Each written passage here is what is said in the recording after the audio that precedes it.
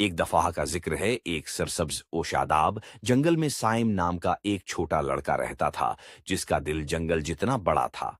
سائم کے والد ایک عقل مند اور شریف آدمی تھے۔ اسے نے تمام مخلوقات سے محبت اور خیال رکھنا سکھایا تھا۔ ہر روز سائم نے جنگل کی تلاش کی، اس کے عجائبات سے سیکھا اور اس کے باشندوں کی مدد کی۔ ایک دھوپ والی دوپہر، جب سائم ایک چمکتی ہوئی ندی کے ساتھ گھوم رہا تھا، تو اس نے ایک چھوٹے خرگوش کو برمبل کے پیوند میں پھنسا ہوا دیکھا۔ خرگوش خوفزدہ تھا اور خود کو آزاد کرنے کی جدوجہد کر رہا تھا، لیکن کانٹوں نے اسے تقریباً ناممکن بنا دیا تھا۔ بغیر کسی ہچکچاہٹ کے سائم خرگوش کے قریب پہنچا۔ اس کے نرم ہاتھ اسے کانٹوں سے الگ کرنے کے لیے احتیاط سے کام کر رہے تھے۔ جیسے ہی اس نے خرگوش کو آزاد کیا، جنگل کے جانوروں کا ایک متجسس ہجوم جمع ہو گیا۔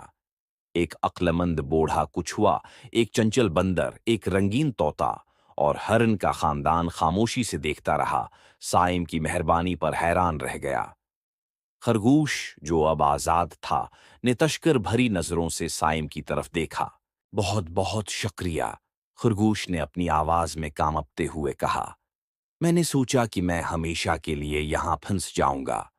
سائم نے مسکرا کر جواب دیا، یہ کچھ بھی نہیں، مجھے خوشی ہے کہ میں مدد کر سکا۔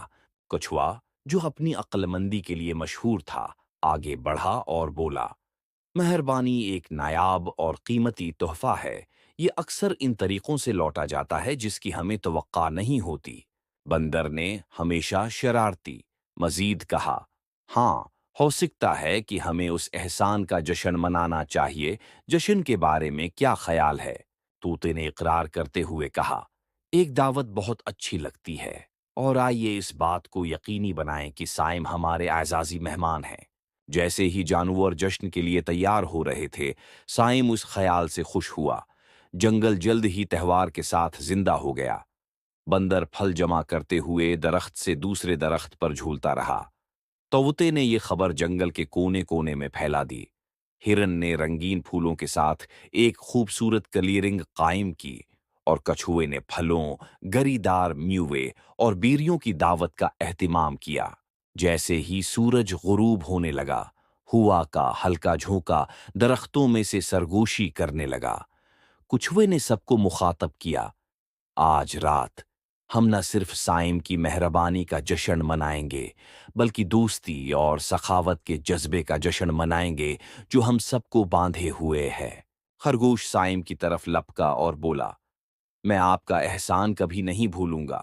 اس نے مجھے زیادہ سخی اور دوسروں کی دیکھ بھال کرنے کی ترغیب دی ہے۔ جیسے ہی رات کے آسمان پر ستارے ٹمٹمانے لگے، سائم نے اپنے دل میں ایک گرم چمک محسوس کی۔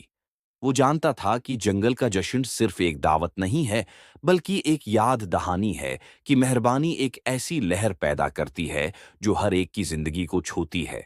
اس دن سے سائم نے جنگل میں اپنی مہم جوئی جاری رکھی، کسی ضرورت مند کی مدد کی، جبکہ جنگل کے جانوروں نے احسان کے جذبے کو آگے بڑھایا جو اس جادوئی شام کو منایا گیا تھا۔